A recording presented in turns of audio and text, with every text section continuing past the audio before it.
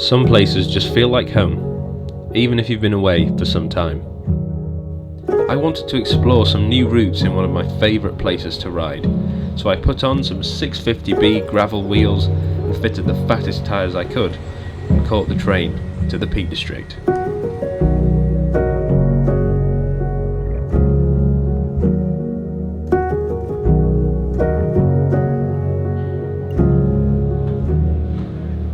I started my adventure at the old Hassop Station, had some breakfast, and then set out on the Monsal Trail.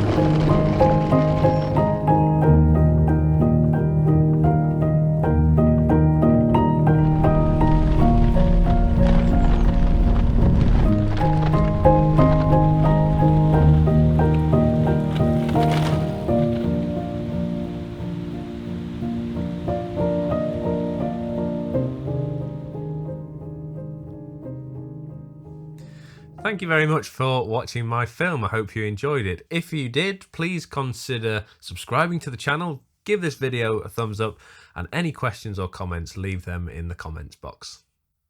So as you'll have heard in the beginning of this film, I grew up quite close to the Peak District, just on the edge of Sheffield, so I've cycled there a lot and I really enjoy coming back there. It's one of my favourite places to cycle, and it's actually the second time that I've done a bikepacking trip in the last year or so in the Peak District.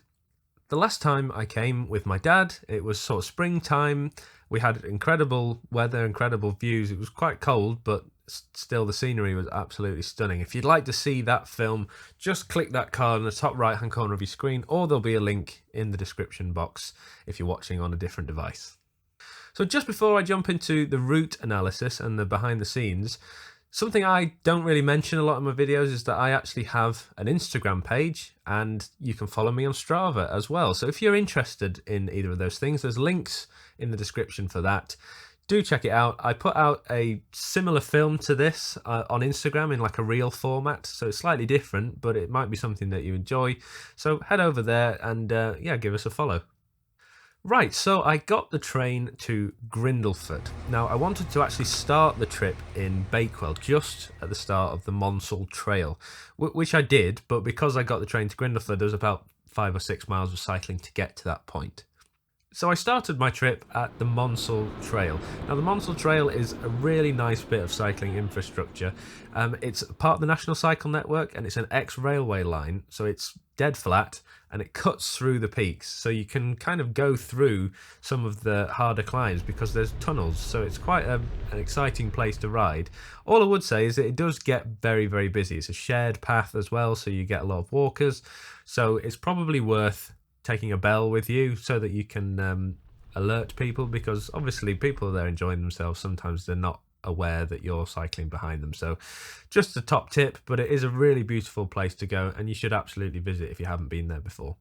So as I got to the end of the Monsal Trail, I was a few miles outside of Buxton, and my plan was to go into Buxton and then back over the peaks to pretty much where I came. I was kind of doing a circular loop on the first day. Just before I got to Buxton, I headed up to Harpur Hill. And Harpur Hill, as the name suggests, is on top of a hill, and just there's an old quarry, and inside is where you'll have seen that vivid blue body of water that I flew the drone over. It is really breathtaking. It looks really impressive, almost as if you're in a foreign country somewhere really warm. But the reason it is so blue is because the water is toxic. I believe it's got some sort of chemicals in there or bleach. I don't know a huge amount about it, but there are signs everywhere saying water is toxic, do not go in. So if you are heading that way, definitely check it out. It's just off Route 68 on the White Peak Trail, so it's really easy to access by bike, but obviously don't go swimming in there. So after seeing that, I went through to Buxton and then back over the peaks. My plan was to go up to the gliding club at Abney, which is what I did. There were a lot of gliding planes around, which is lovely to watch. They're really quiet. Obviously, there's no engines there. Because it's so high up, it's a great place that they sort of get pulled up and then let loose.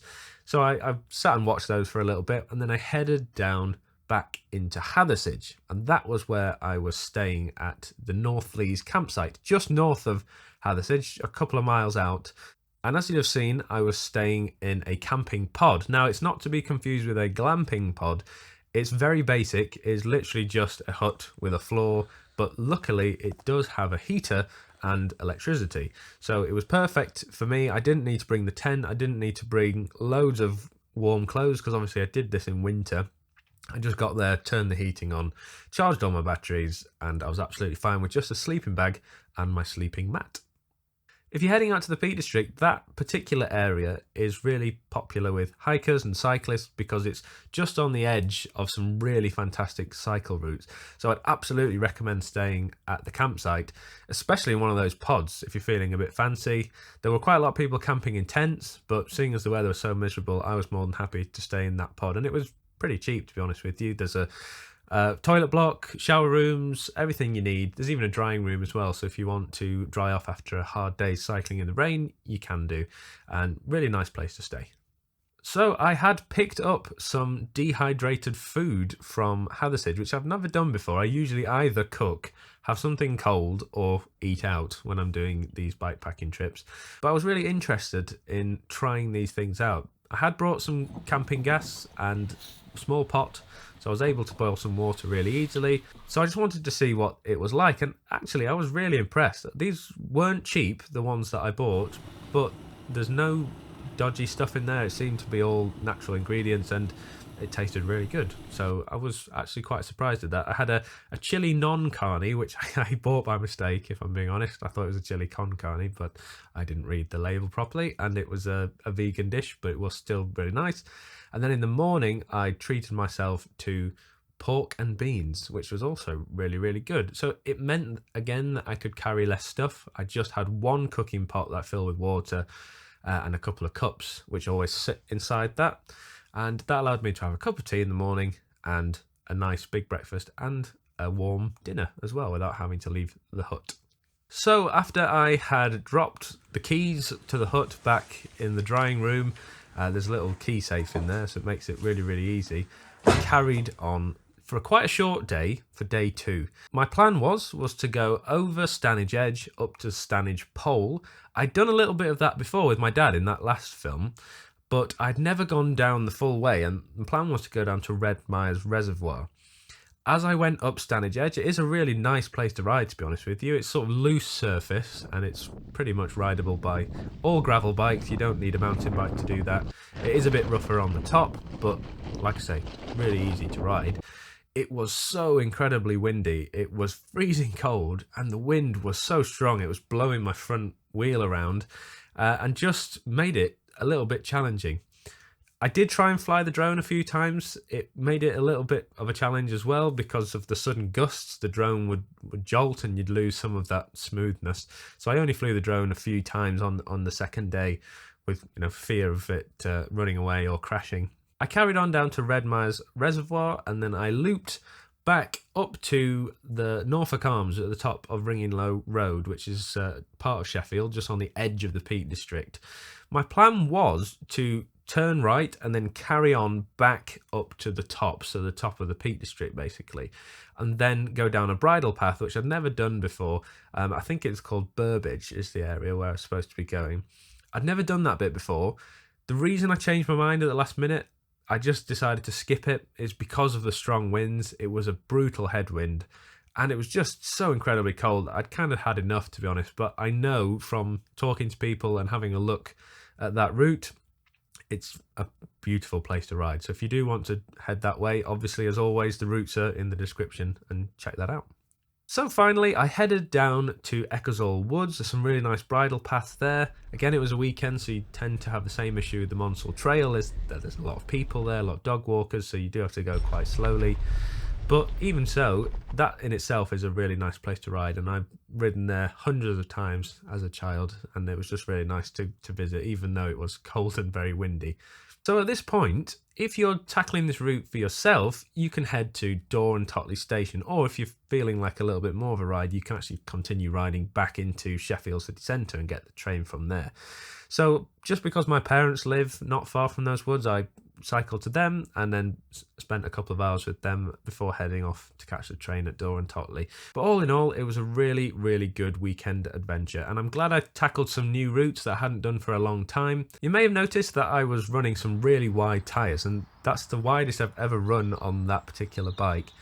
I recently bought some Hunt 650B wheels, and I put some mountain bike tyres on those. They were 2.1 inch, so super wide, which was great for those sort of trails. It meant I didn't have to worry about punctures, just a really nice smooth ride.